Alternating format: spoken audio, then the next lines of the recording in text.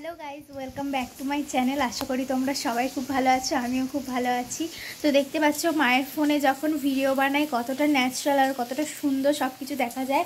আর আজকে এখন হচ্ছে খুব বৃষ্টি বাইরে, আর মানে পুরো ঘরটা পুরো অন্ধকার হয়ে গিয়েছে। তো তোমাদেরকে একবার দেখা, আর তোমরা হয়তো শুনতে পাচ্ছ বৃষ্টি পড়ার আওয়াজ। আর তোমাদেরকে একবার দেখায় যে ঘরটা কেমন অন্ধকার হয়ে গেছে। আর বাইরে মানে পুরো বাড়িটার মধ্যে কেউ নেই, শুধু আমি একা, কারণ মা বাবা গেছে।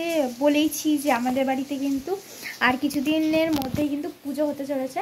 তো এই পুজোর জন্য কেউ মানে সব কেনাকাটা করতে গেছে, কেউ নেই। আর আজকে আমরা একটা জায়গায় যেতেও পারি, তো সব কিছু আমি তোমাদের সাথে শেয়ার করবো আস্তে আস্তে।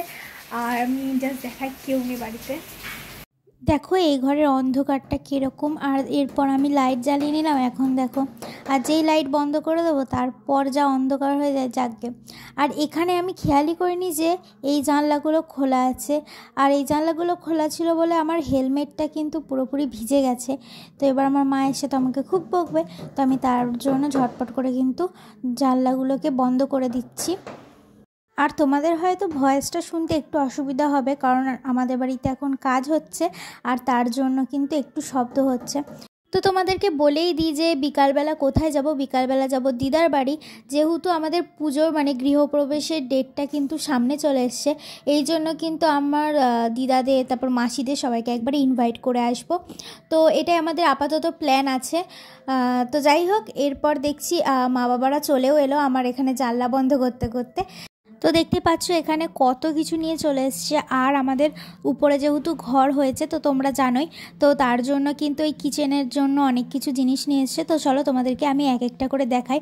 তো প্রথমেই এনেছে একটা ওই মিক্সির উপরে যেই জিনিসটা থাকে না, আমার ঠিক নামটা আমি জানি না।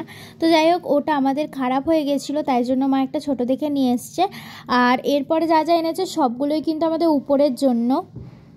তো এরপর কিন্তু আমি প্লাস্টিকটা ভালোভাবে খুলতে পারছিলাম না বলে বাবা কিন্তু আমাকে একটু হেল্প করছিল খুলে দেওয়ার জন্য। তো ফার্স্টে এনেছে আমার মা সেটা হচ্ছে একটা খুন্তি টাইপ। দেখো রান্নাঘরের জিনিসপত্র নিয়ে আমার সেরকম কিছু আইডিয়া নেই কোনটার কি নাম। আর একটা এনেছে খুন্তি।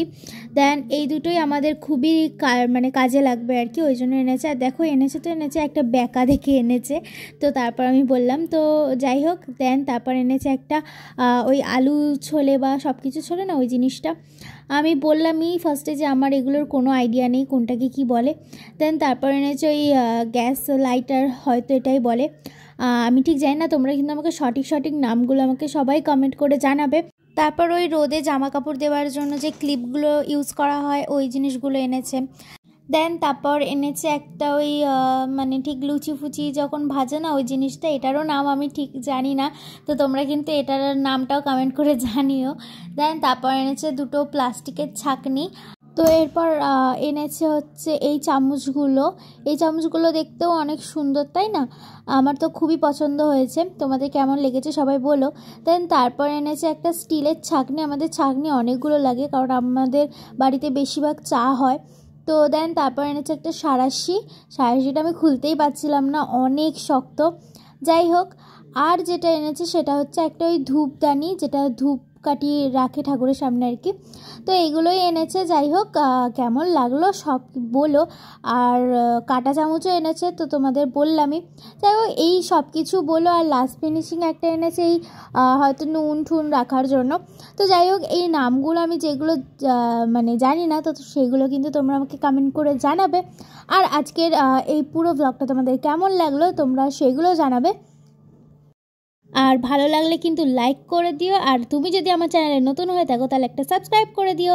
আর মারা যখন গেছিলো বাজার করতে তখনই কিন্তু মারা ইলিশ মাছ নিয়ে এসেছিলো, আর আজকে কিন্তু আমাদের বাড়ি ইলিশ মাছ হলো। তো ভালোই হলো, বর্ষাকালে ইলিশ মাছ দিয়ে আজকে ভাত খাওয়া হবে। আর ইলিশ মাছটা কিন্তু খুব টেস্টি হয়েছিল খেতে। তো যাই হোক, আজকের জন্য এইটুকুই। দেখাচ্ছে আবার কোনো নতুন ভিডিওয়ে। Bye bye.